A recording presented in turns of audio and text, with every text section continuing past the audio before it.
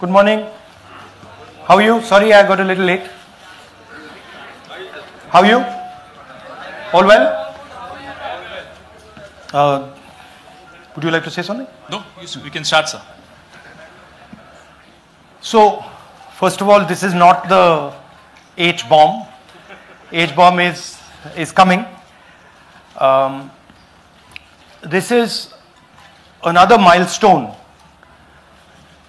in setting up and demonstrating to the youth of this country how elections are being rigged.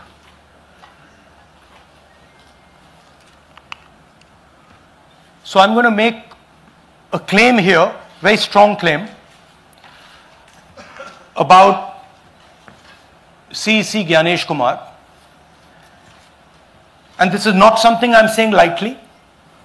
I'm the leader of the opposition in the Lok Sabha. This is something I'm saying after solid proof that I'm going to show you, the youth of India, the people of India today. Proof that is black and white, absolutely clear, that the Chief Election Commissioner of India is protecting the people who have destroyed Indian democracy.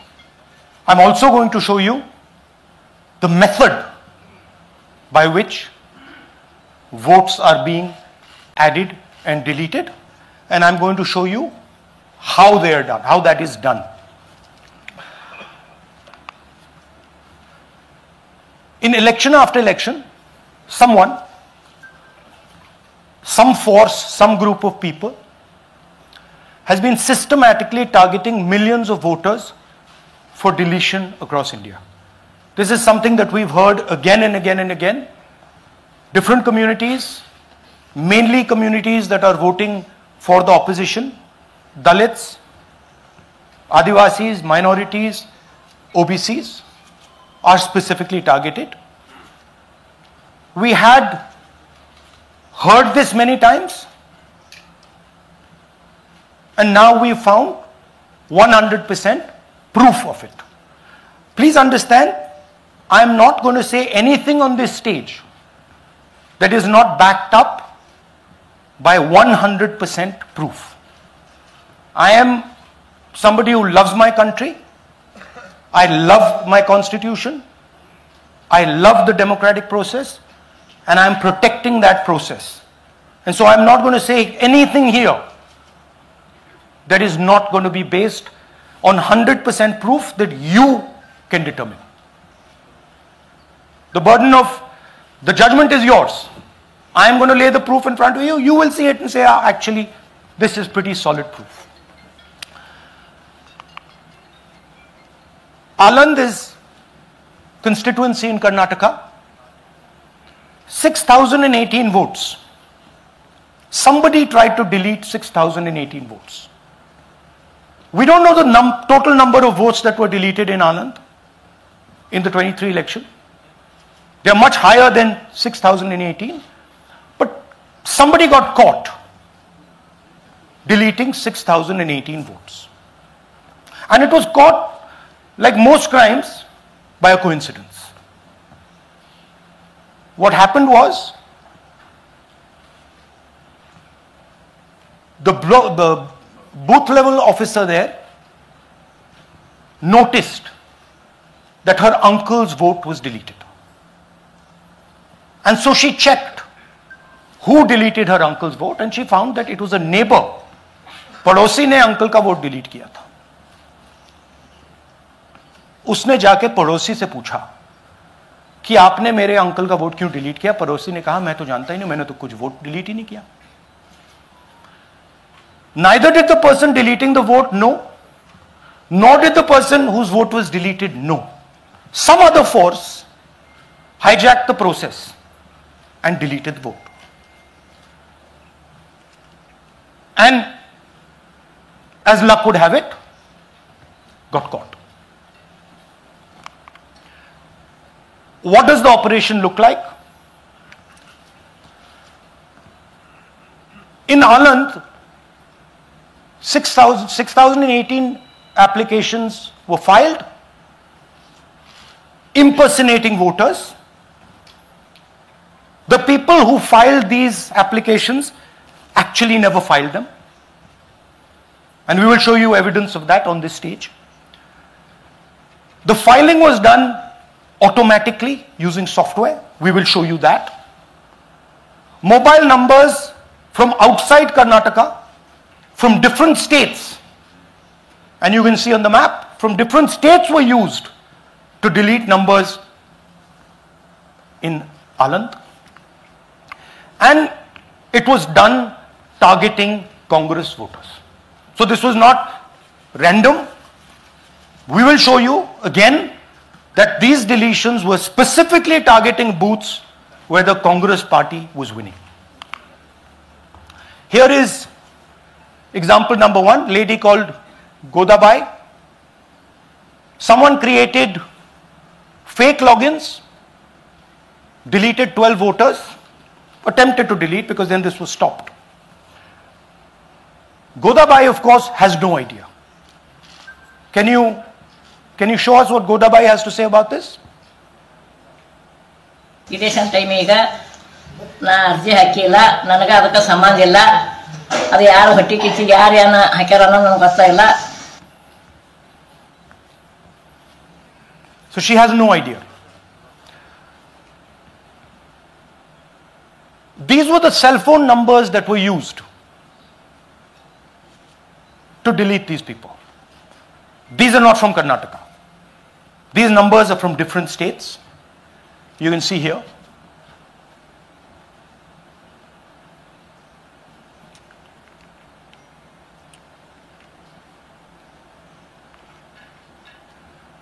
So the question is,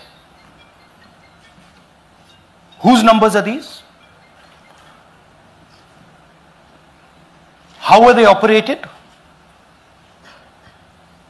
Where were they operated from? Who generated the OTPs to disturb the process? Now these are questions that arise out of this. Here's example 2, Suryakant. This gentleman apparently deleted 12 voters in 14 minutes. He filled 12 deletion forms in 14 minutes. I'd like you to meet him. He's here. That's one of the people. That's one. Namaskar bhi aiye. Babita Chaudhary is one of the votes that he is supposed to have deleted. Aiye bhaiya. He is supposed to have deleted. This is the gentleman. ये इनका vote delete किया जा रहा था. ये कर रहे थे. इनसे आप पूछिए. बताइए. That's our candidate. हाँ. कन्नड़ा में बोलिए. ನನ್ನ ಹೆಸರು ಸೂರ್ಯಕಾಂತ್ ಗೋವಿನ. ನಾನು ಸರ್ಸಂಬ ಗ್ರಾಮದಲ್ಲಿ ಇದ್ದೆ. ನನಗೆ ನಾಲೆಜ್ ಇಲ್ಲದೆ ನನ್ನ ಹೆಸರು ಮೇಲೆ 9 ಜನರ ಲಿಸ್ಟನ್ನು ಡಿಲೀಟ್ ಮಾಡಿದ್ದಾರೆ. ಅದು ಯಾಕಂತ ಇವರು ನನಗೆ ಬಂದು ಕೇಳಿದರು, ನಮ್ಮ ಹೆಸರು ನೀವು ಯಾಕೆ ಡಿಲೀಟ್ ಮಾಡಿದ್ರಿ ಅಂತ. ಅದಕ್ಕೆ ನಾನು ನಮ್ಮ ಸಾಹೇಬ್ರಿಗೆ ಹೇಳಿದೆ, ನಾನು ಡಿಲೀಟ್ ಯಾರಿಗೂ ಮಾಡಿಲ್ಲ, ಅಪ್ಲಿಕೇಶನ್ ಕೊಟ್ಟಿಲ್ಲ, ಆದರೂ ಡಿಲೀಟ್ ಆಗ್ಯದ, ಅದು ನೋಡ್ರಿ ಅಂತ. ಹಾಗಾಗಿ ತಹಶೀಲ್ದಾರ್ಗೆ ಹೋಗಿ ಕಂಪ್ಲೇಂಟ್ ಕೊಟ್ವಿ. ಮತ್ತು ಕಮಿಷನರ್ ಇದು ನಮ್ಮ ಜಿಲ್ಲಾ ಎಲೆಕ್ಷನ್ ಒಂದು ಇದಕ್ಕೆ ಕಂಪ್ಲೇಂಟ್ ಕೊಟ್ವಿ. ನನ್ನ ಹೆಸರು ಮೇಲೆ 12 ಜನರದು डिलीट ಮಾಡಿದ್ದು ನಿಜ ಇರ್ತದೆ. थोड़ा ट्रांसलेट कर लीजिए. मेरे नाम पे 12 लोगों का नाम डिलीट किया गया है. हालांकि मुझे मालूम नहीं, मैं कभी किसी को मैसेज भेजा भी नहीं, मैं बुलाया भी नहीं. ये बबीता आके पूछने से पता चला कि मैंने मेरे फ़ोन से ऐसा मैसेज, लेकिन असल में मैंने किसी को भी मैसेज नहीं किया. आप कुछ कहेंगे? नहीं, ठीक है. Thank you, thank you. Third example, Nagaraj. 2 applications filed and submitted in 36 seconds. Please try and fill these forms and see how long it takes you. Try and fill. And I ask the Youth of India, try it. Try and fill the form, 2 forms, in 36 seconds. You'll see the answer to this question. Notice also what time this gentleman fills the form. For some reason he gets up at 4:07 in the morning and suddenly fills 2 forms in 38 seconds.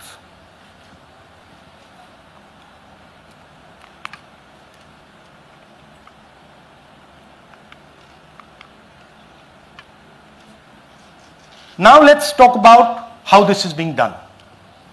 And why I'm saying, and we are saying, that this is being done in a centralized manner. And this is being done not using individuals, but using software.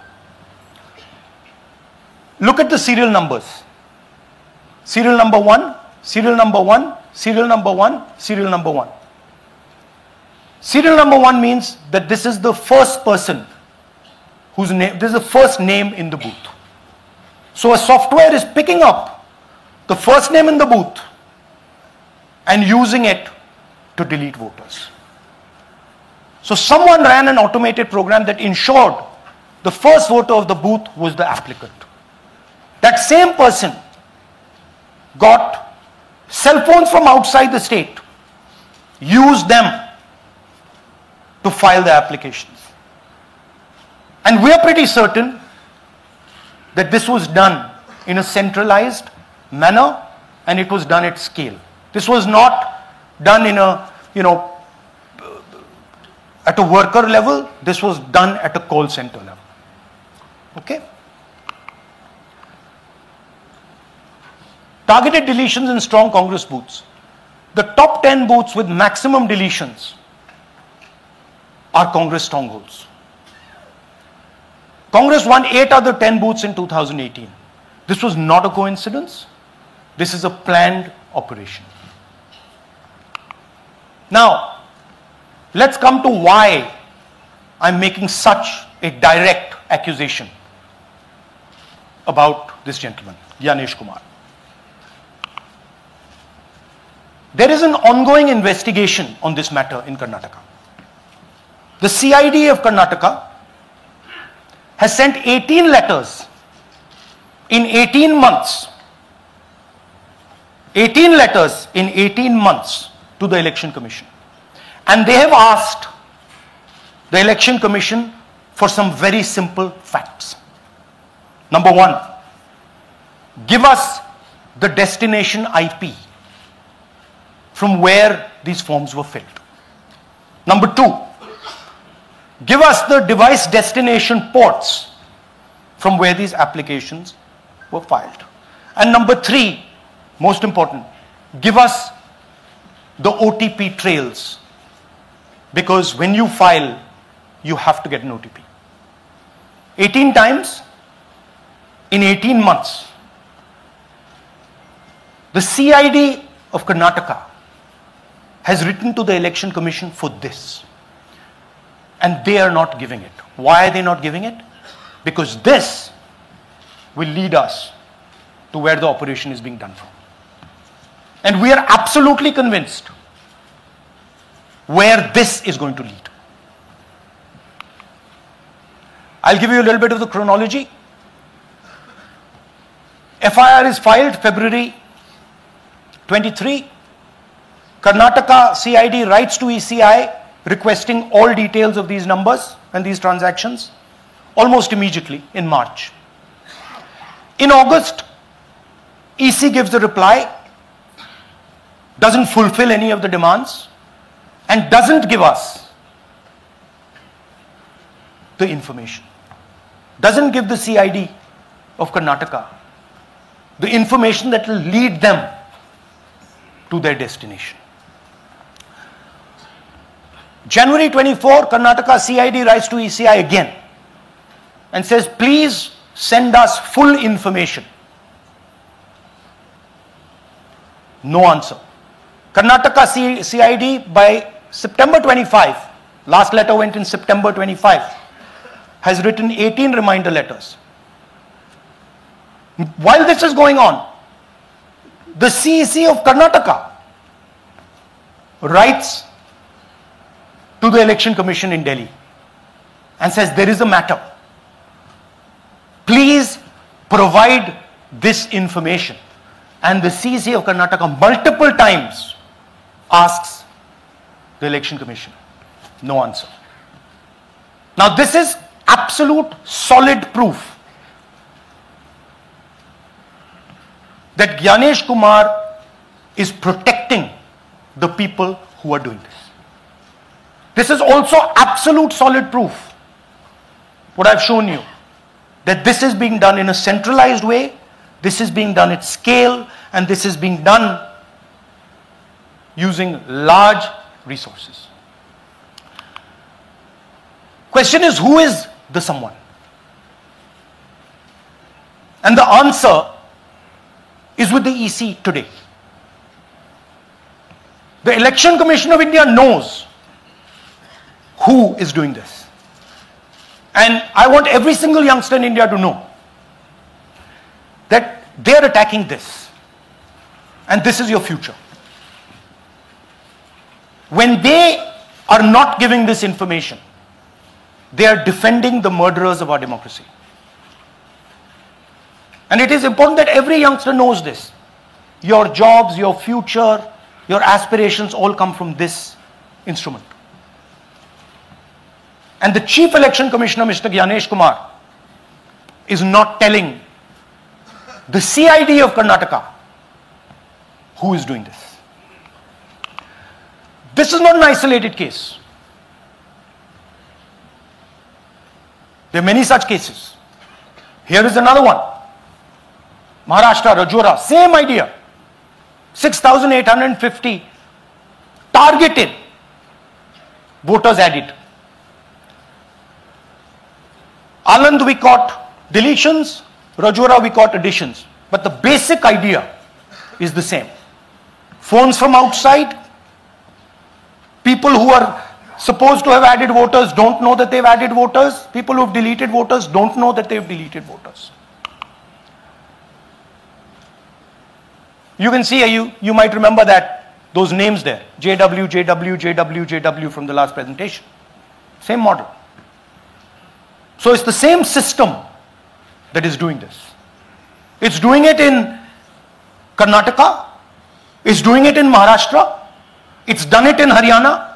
It's done it in UP. And we have proof of all of it.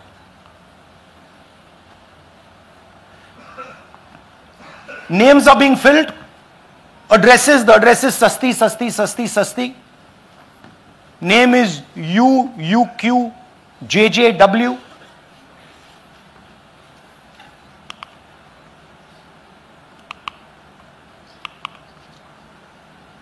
So, what are we saying here?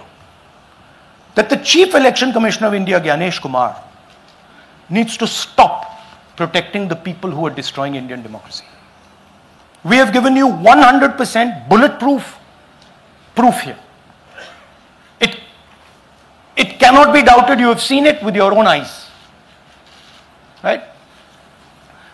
EC has to release this data of these phones, these OTPs, within a week. Otherwise, देखिए ये H bomb तो नहीं है, H bomb आ रहा है, hydrogen bomb आ रहा है. ये एक और उदाहरण है वोट चोरी का. पिछली बार मैंने आपको एडिशंस के बारे में बताया था, ये हम आपको डिलीशंस के बारे में दिखा रहे हैं, और सबूत के साथ हम आपको दिखाएंगे कि ये जो डिलीशंस हुए हैं ये सेंट्रलाइज तरीके से कॉल सेंटर के प्रयोग करके, सॉफ्टवेयर के प्रयोग करके किए गए हैं.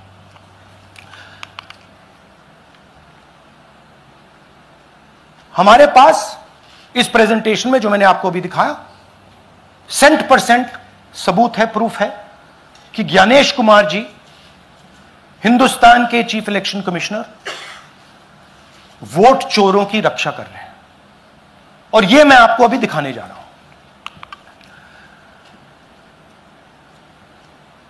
हर इलेक्शन में हमें रिपोर्ट आती थी कि वोटर्स डिलीट हो रहे हैं,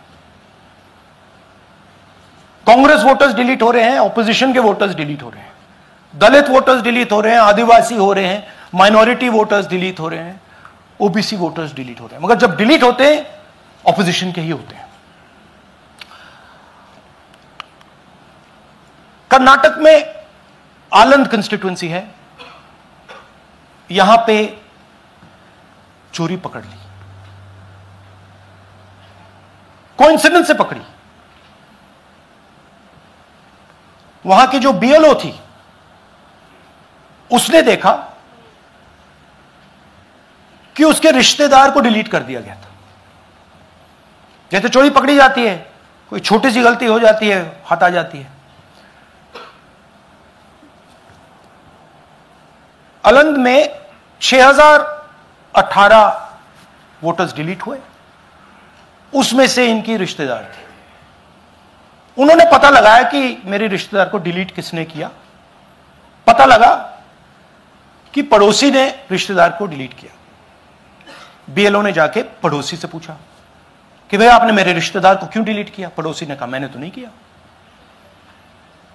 बीएलओ सस्पिशियस हो गई, शक पड़ा, उसने प्रोसेस चालू कर दी।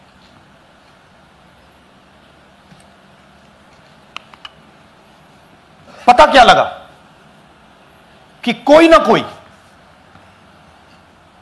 किसी ने अलंद में वोटर डिलीशन सिस्टमैटिकली ऑर्गेनाइज तरीके से, सेंट्रलाइज तरीके से किया। हमें यह नहीं मालूम कि आलंद में कितने वोटर डिलीट हुए, क्योंकि इससे बहुत ज्यादा हो सकते हैं। 6000, तकरीबन 6000 पकड़े गए, उस पर इन्वेस्टिगेशन हो गया। क्या पता लगा कि फाइलिंग ऑटोमेटिकली ऑनलाइन हो रही है। मोबाइल नंबर्स कर्नाटक के नहीं यूज हो रहे, मोबाइल नंबर्स दूसरी स्टेट्स के यूज हो रहे हैं।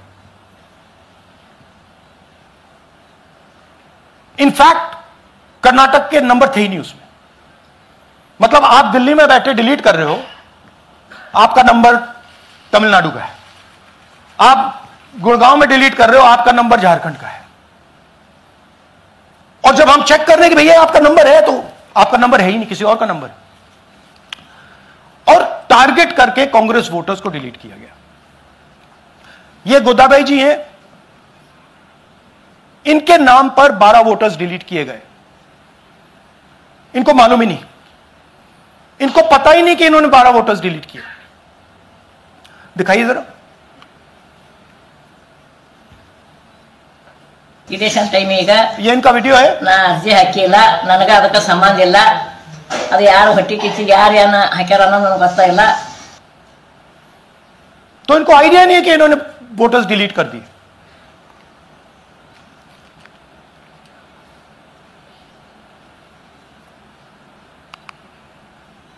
ये सारे के सारे जो नंबर्स हैं, ये कर्नाटक के नंबर्स नहीं है, ये अलग अलग स्टेट्स के नंबर्स हैं।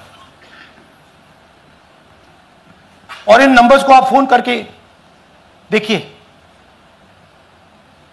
रिप्लाई नहीं आता है।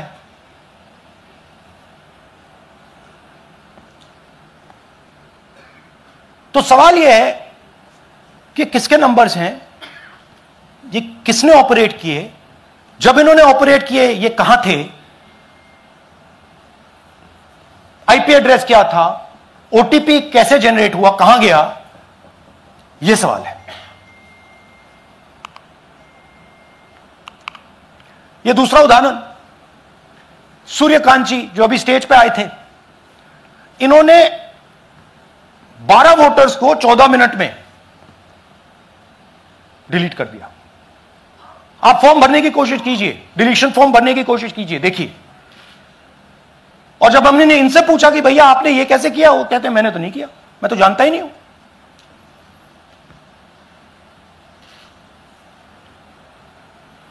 बबीता चौधरी जी का इन्होंने एक नाम डिलीट किया, यहां खड़ी हैं बबीता जी, यहां हैं सूर्यकांत जी, यहां हैं। आ जाइए जरा स्टेज पे, 1 सेकंड आ जाइए। ये दोनों खड़े हैं यहां पे, सूर्यकांत जी, बबीता जी। इनको मालूम ही नहीं कि इन्होंने डिलीट किया। Thank you. नागराज जी, इन्होंने 2 एप्लीकेशन 36 सेकंड में फाइल कर दी है। और मजे की बात देखिए, ये 4 बजे सुबह उठ के फाइल कर रहे हैं। पता नहीं क्या हुआ, 4 बजे सुबह कहा कि भैया मैं 2 वोटर को डिलीट करूंगा, और कितने 36 सेकंड में डिलीट कर दिए, फिर सो गए।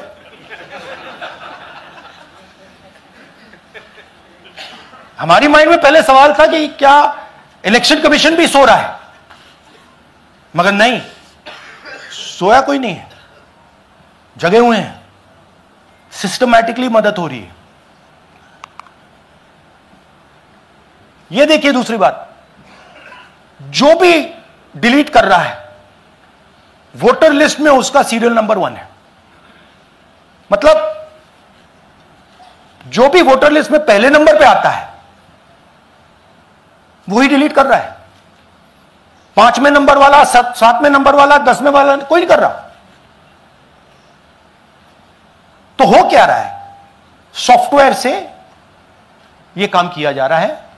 सॉफ्टवेयर प्रोग्राम कह रहा है पहला नाम निकालो और इसका प्रयोग करके डिलीट करो।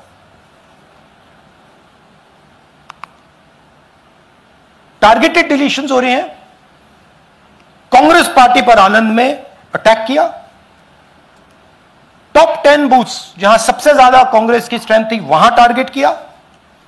और 2018 में पिछले इलेक्शन में 10 में से 8 बूथ कांग्रेस पार्टी जीती थी,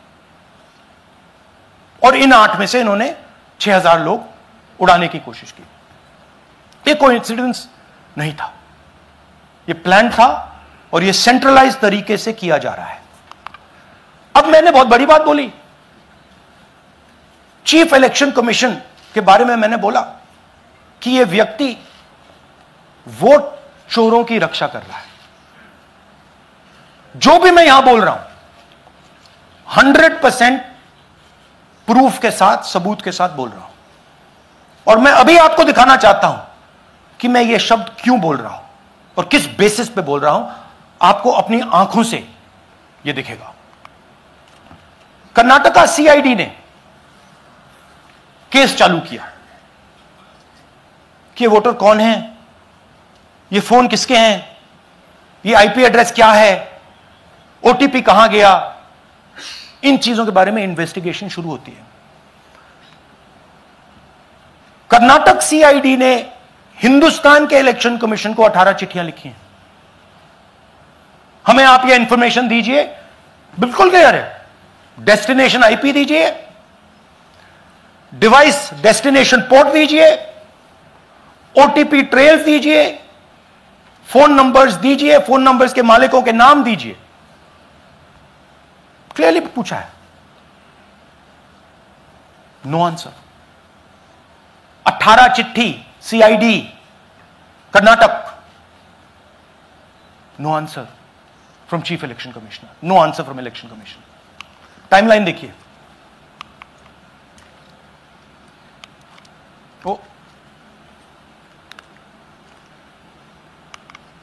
ओके, फरवरी 23 में इन्वेस्टिगेशन शुरू होती है। मार्च 23 में कर्नाटका सीआईडी चिट्ठी लिखती है ईसीआई को कि हमें सारे डिटेल्स दे दीजिए। अगस्त में इनकंप्लीट डिटेल्स दी जाती हैं, जिससे कोई इन्वेस्टिगेशन आगे नहीं बढ़ेगा।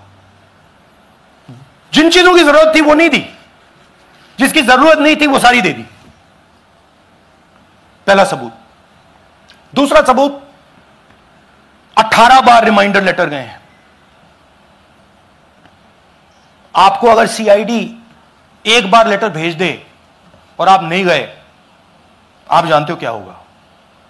यहां पे इलेक्शन कमीशन को 18 बार लेटर गए हैं, कुछ नहीं हुआ है। बाद में क्या होता है, कर्नाटक ईसी इलेक्शन कमीशन को लिखता है, कहता है भैया हमें दे दीजिए, आपको इंफॉर्मेशन देना पड़ेगा नो रिप्लाई। मार्च 25 में आखिरी लेटर सितंबर में गया है, कुछ ही दिन पहले, नो रिप्लाई फ्रॉम ईसी। यह है सबूत कि ज्ञानेश कुमार जी वोट चोरों की रक्षा कर रहे हैं, और यह ब्लैक एंड व्हाइट सबूत है, इसमें कोई कंफ्यूजन नहीं है कहीं।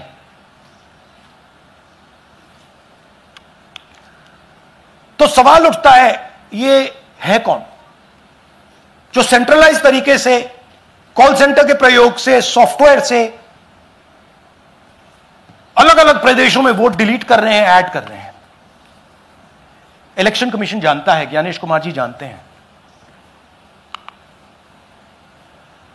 अच्छा, यह सिर्फ आनंद में नहीं हुआ, यह अलग अलग कंस्टिट्यूएंसीज में हुआ है।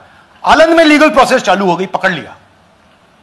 यहां महाराष्ट्र में उसी मोडस ऑपरेंडी से, उसी सिस्टम से यहां पे वोट ऐड हुए हैं। आनंद में डिलीट, रजौरा में एडिशन, 6850। आपको याद होगा पिछले प्रेजेंटेशन में मैंने आपको नाम दिखाए थे, ये देखिए वही नाम यहां है। वही सिस्टम महाराष्ट्र में चल रहा है जो कर्नाटक में चल रहा था। नाम वैसे ही है, जेडब्ल्यू जेडब्ल्यू जेडब्ल्यू, पता वैसा है, जेडब्ल्यू जेडब्ल्यू, नाम यू ऐसे किसी ने टाइप करके लगा दिया। तो जो ये काम कर रहा है, ये उत्तर प्रदेश में, हरियाणा में, बिहार में, कर्नाटक में, महाराष्ट्र में वही कर रहा है।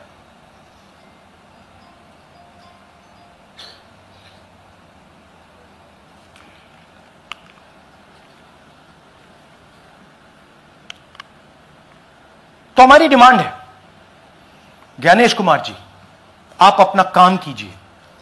आपने ओथ लिया है, आप हिंदुस्तान के चीफ इलेक्शन कमिश्नर हैं। आपसे कर्नाटक की सीआईडी सबूत मांग रही है। आप कर्नाटक की सीआईडी को यह सबूत 1 सप्ताह के अंदर दे दीजिए, नहीं तो पूरा हिंदुस्तान के सारे युवा इस बात को एक्सेप्ट करेंगे कि आप हिंदुस्तान के कॉन्स्टिट्यूशन, हिंदुस्तान के संविधान की हत्या में शामिल हो, हिंदुस्तान की संविधान की रक्षा नहीं कर रहे हो और वोट चोरों की आप मदद कर रहे हो। Thank you. और थोड़ी देर में हम आपको हाइड्रोजन बॉम्ब दिखाने जा रहे हैं।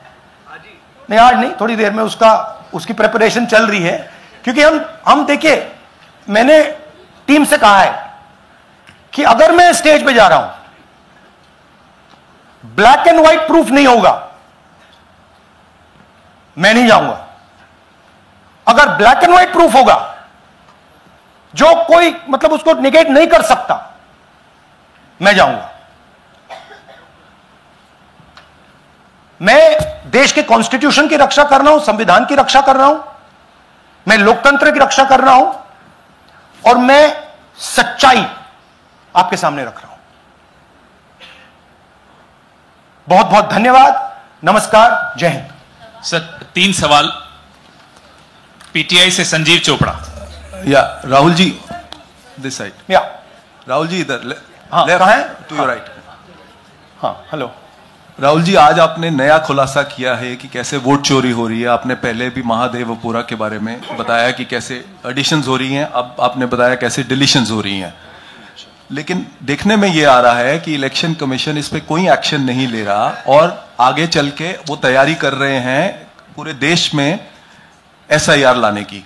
तो आप इस मुहिम को आगे कहां तक ले जाएंगे और एसआईआर के बारे में क्या करने वाले हैं? देखिए, हम आपके सामने क्रिमिनलिटी रख रहे हैं। हमारा काम आपके सामने सच्चाई रखने का है और हम रख रहे हैं। हिंदुस्तान में दूसरे इंस्टीट्यूशंस भी हैं, सिर्फ इलेक्शन कमीशन नहीं है, लीगल सिस्टम है, उनको भी इन चीजों को देखना चाहिए। यहां पे हम चीफ इलेक्शन कमिश्नर के बारे में ब्लैक एंड व्हाइट कह रहे हैं। आपने कहा कि हमने एडिशन डिलीशन दिखाया, पहले प्रेजेंटेशन में मैंने एडिशन दिखाया था, अब हमने डिलीशन दिखाया है, मगर हमने एक और चीज जोड़ दी है, एडिशन और डिलीशन का सिस्टम, उसका स्ट्रक्चर, उसका तरीका। और हमने यह दिखाया है कि जो डिलीट कर रहा है, जो ऐड कर रहा है, महाराष्ट्र में, कर्नाटक में, यूपी में, वो एक ही आदमी है, एक ही फोर्स है। हमने आपको वो एड्रेसेस दिखाए। Same system is being used in Maharashtra, is being used in Karnataka, is being used in Uttar Pradesh, is being used in Haryana. Same people are doing it. Say Siddharth, ANI। Sir, this side sir. हाँ sir, on your left sir. हाँ, on your left, this side sir, on your left. Sir, मेरा आपसे सवाल ये है कि जब आप कह रहे हैं कि ज्ञानेश कुमार जो चीफ इलेक्शन कमिश्नर है, उन्हें पता है ये कौन कर रहा है, हाँ। और ये पॉलिटिकल फायदा जरूर किसी को हो रहा है, आप कह रहे हैं कांग्रेस के बूथ के ऊपर ही हाँ। सारे वोट्स डिलीट किए जा रहे हैं, तो वो कौन लोग आपके हिसाब से हैं जिनको ये फायदा पहुंच रहा है, पहला। और दूसरा ये, वो आपने एक हफ्ते का हाँ, समय दिया है, जब आपने एक हफ्ते का समय दिया, तो क्या एक हफ्ते बाद आप इसको आगे कैसे इनिशिएट करेंगे? क्या आप लोग कोर्ट का रास्ता अपनाएंगे या और कोई हायर एजेंसी से इस बात की डिमांड करेंगे? क्योंकि ये ऑर्गेनाइज्ड तरीके से क्राइम दिखाई दे रहा है जो आप बता रहे हैं, अगर आपकी बात के ऊपर जाएं। देखिए, फ्रैंकली ये जो मैं यहां कर रहा हूं, ये मेरा काम नहीं है। मेरा काम डेमोक्रेटिक सिस्टम में पार्टिसिपेट करने का है। मेरा काम डेमोक्रेटिक सिस्टम की रक्षा करने का नहीं है। वो काम हिंदुस्तान के इंस्टीट्यूशंस का है। वो काम वो नहीं कर रहे हैं, इसलिए मैं कर रहा हूं। अब मैं आपको यह कह सकता हूं कि हमने आपको 2 बार सबूत दिखाया है, और जब हम ये प्रेजेंटेशंस खत्म करेंगे, इसमें लगेंगे 2-3 महीने, जब हम ये खत्म करेंगे, आपके माइंड में कोई डाउट नहीं होगा कि हिंदुस्तान में state after state, Lok Sabha after Lok Sabha चोरी हो रही है। तो मेरा काम सच्चाई दिखाने का है। मैं हिंदुस्तान की जनता को, हिंदुस्तान के युवाओं को सच्चाई दिखा सकता हूं। यह मेरा काम है। उनकी जो इंटरेस्ट है, क्योंकि ये जो कॉन्स्टिट्यूशन है, ये हिंदुस्तान की जनता का रखवाला है, प्रोटेक्टर है, और मैं इसकी प्रोटेक्शन कर रहा हूं। इसकी प्रोटेक्शन करने का काम हिंदुस्तान के इंस्टीट्यूशंस का है, हिंदुस्तान के ऑपोजिशन लीडर का नहीं है, मगर इंस्टीट्यूशंस नहीं करने हैं। अच्छा, एक इंटरेस्टिंग बात आई है जो मैं आपको बताना चाहता हूं कि इलेक्शन कमीशन के अंदर से हमें मदद मिलनी शुरू हो गई है। मैं साफ बोल देता हूं, इलेक्शन कमीशन के अंदर से, पहले नहीं हो रहा था, अब इलेक्शन कमीशन के अंदर से इंफॉर्मेशन आ रही है। यह रुकेगा नहीं, यह रुक नहीं सकता है, क्योंकि हिंदुस्तान की जनता इस बात को एक्सेप्ट नहीं करेगी। एक बार हिंदुस्तान की जनता को, हिंदुस्तान के युवाओं को पता लग गया कि वोट चोरी हो रही है, उनकी शक्ति लग जाएगी। IANS से आलोक झा। इस तरह से नहीं प्लीज। IANS से आलोक झा। वो भी मैं आपको दिखा दूंगा, वो भी मैं आपको प्रूफ के साथ दिखा दूंगा, है हमारे पास। राहुल जी, हाइड्रोजन बॉम्ब में ब्लैक एंड व्हाइट है। मैं फाउंडेशन लगा रहा हूं, मैं फाउंडेशन क्रिएट कर रहा हूं, है हमारे पास। मैं स्टेज पे बिना प्रूफ के नहीं चढ़ूंगा, बता रहा हूं। राहुल जी, आपने कहा ऐसे मत पूछिए please. Last question, Rahul ji. IANS से आलोक झा। राहुल जी, इधर आपने कहा आपके पास आलोक झा, इधर सर। कहां हैं जी? हाँ, आपने कहा सर कि आपके पास पुख्ता सबूत है, ब्लैक एंड व्हाइट सबूत है, तो क्या अगर ECI अभी जवाब नहीं देती है तो कोर्ट का रुख करेंगे? ये ऑप्शन है आपके पास, जाएंगे? देखिए, मैंने कहा कि मेरा काम as opposition leader normal situation में मेरा काम ऑपोजिशन का रोल है, सरकार पे प्रेशर डालने का रोल है। मेरा काम हिंदुस्तान के लोकतंत्र को बचाने का नहीं है। मैं वो काम कर रहा हूं, इस स्टेज पे मैं वो काम कर रहा हूं। तो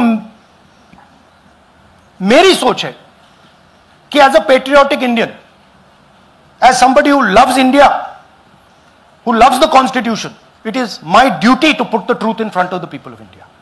अब अगर हिंदुस्तान के इंस्टीट्यूशंस कुछ करना चाहते हैं वो करेंगे। उनमें भी बहुत लोग हैं, जैसे मैंने आपसे कहा, मैं सरप्राइज हो रहा हूं, इलेक्शन कमीशन से लोग आ रहे हैं, इंफॉर्मेशन दे रहे हैं और बढ़ रहा है वो। सर, क्या जब तक सीईसी ज्ञानेश कुमार अपने पद पर है, जैसा कि आप कह रहे हैं कि वो फ्री एंड फेयर इलेक्शन होने नहीं देंगे, तो तब तक इलेक्शन का मतलब क्या रह जाएगा? क्या आप इनको हटाए जाने के लिए आयोग को इस्तीफा देने के लिए? हाँ, तो आप इमेजिन कीजिए, और ये शॉकिंग बात ये है बस कि ये अभी शुरू नहीं हुआ, ये 10-15 साल से चल रहा है। ये सिस्टम है, ये स्ट्रक्चर है। हिंदुस्तान की जो डेमोक्रेसी है वो हाईजैक हो गई है। I am shocked frankly. Democracy, brothers and sisters, democracy can only be saved by the people of India. Nobody else can save democracy. Rahul Gandhi can come here and say something and say this is the truth. But the people of India, who I believe in, who I love, can do it. The day the people of India realize that आपका जो लोकतंत्र है, आपका जो संविधान है, वो आपसे चोरी हो गया है, उस दिन काम हो जाएगा। Thank you. अब आप लोग अपने स्थान पर खड़े हो जाइए राष्ट्रगान के लिए। ये है इनकी डिटेल लिस्ट, देख लीजिए। राष्ट्रगान के लिए अपने स्थान पर खड़े हो जाइए।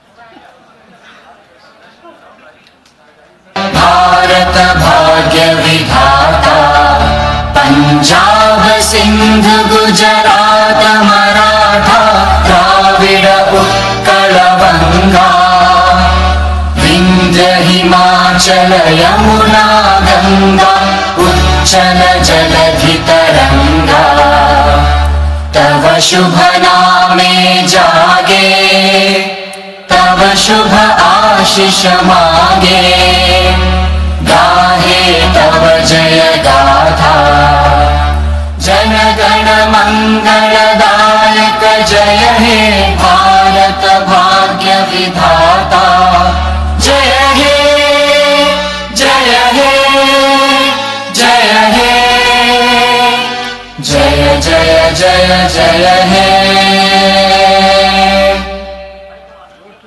Thank you.